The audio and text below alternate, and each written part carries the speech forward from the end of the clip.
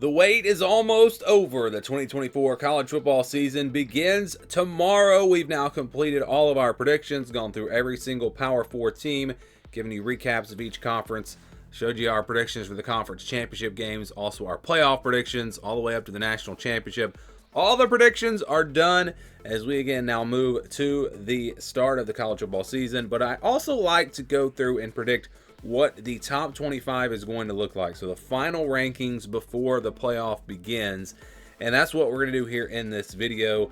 Again, you've kind of already seen what the top is going to look like because of the playoff prediction video. But we're going to go all the way through actually to 30 teams. I know there's only a top 25.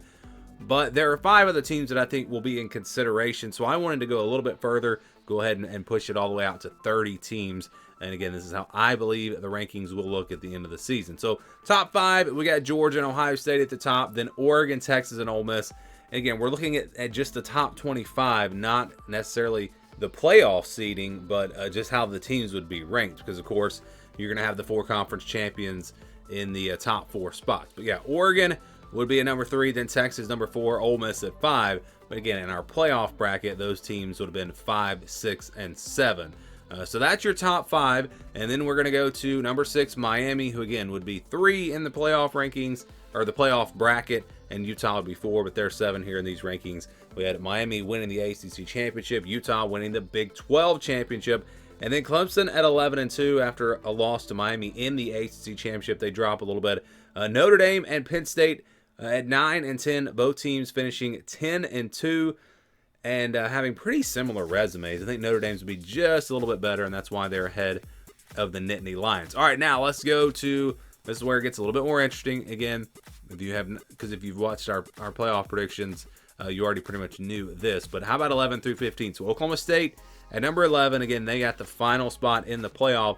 Then Michigan, LSU, Alabama, and Iowa. And we talked about it in that video. I think these teams would be very close in the rankings. I'm not 100% convinced that this is how they would be ranked. Iowa would have a pretty weak resume compared to even these 3 loss teams, so I do think they would be at 15. Michigan's going to have the best losses. LSU and Alabama both will have better wins, but LSU beat Alabama head-to-head. I think that's why LSU would come in here 1 spot ahead of the Crimson Tide. But again, I think Oklahoma State would be ranked the highest because they would be 10-2 in the regular season, and they'd have a pretty good resume.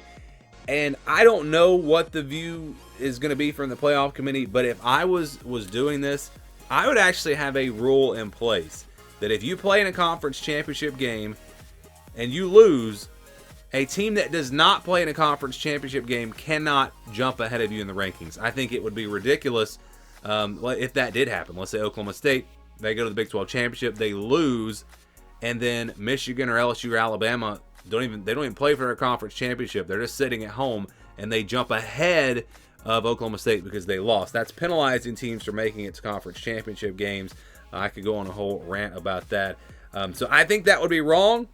I don't know if the committee, I don't know how they're going to view that. It will be very interesting to see if it does come up, and I guess it probably will come up. So we'll see if those teams. Now, I'd have no problem if a team loses in a conference championship game and another team that won their conference championship game jumped ahead of them. So that's fine. But I'm just talking about the teams that don't play in a conference championship at all. So anyways, that's 11 through 15. 16 through 20, we got Tennessee at number 16 and finishing 9-3. Then Auburn at 17, also finishing 9-3. Texas A&M at number 18 at 9-3. So a good cluster of SEC teams. And I think they're going to kind of beat up on each other. And ultimately, that's going to keep the SEC from getting more than 3 or 4 teams in the playoff.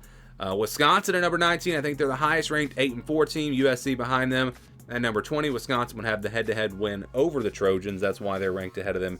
And they've got a really tough. Both of these teams have really tough schedules. I think they will be rewarded for that. And I think they'll wind up in the rankings higher than some 9-3 teams just because of their resume and because of the schedule that they would have played. And we'll show you an example of that. So I think they'll be ahead of Kansas State, Florida State, even though those teams finishing 9-3. But that's where we've got the Wildcats and Seminoles. Memphis comes in at number 23 at 11-2.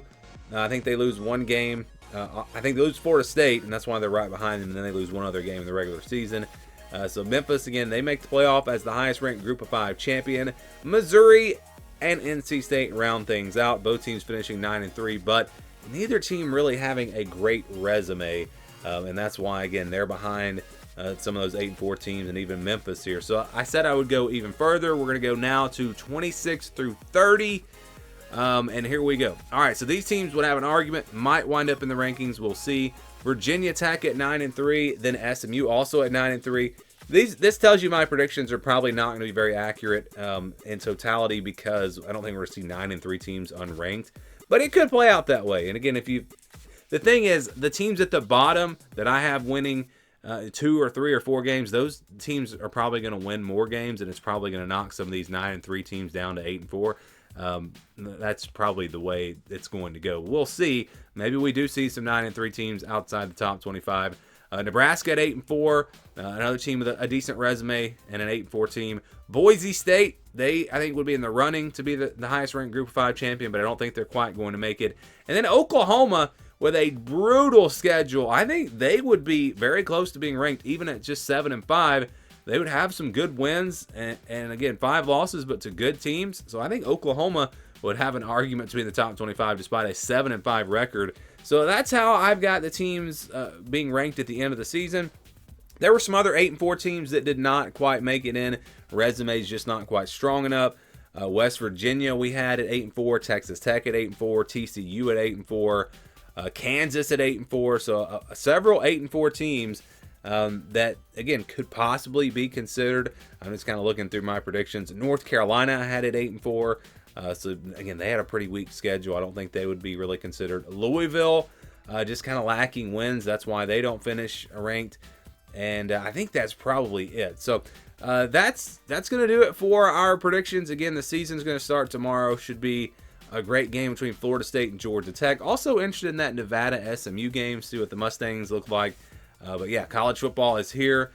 Week 0, then we'll get into our normal videos for week 1. I'll give you an updated top 25. We'll do the upset alert, the playoff eliminator, all of that coming up as we, again, get set for week 1. How do you think the final rankings are going to look? Go ahead and give me your top 25, your final top 25 of how you think the final rankings are going to look. Go ahead and give that to me down in the comments. Thank you for watching, and enjoy the college football.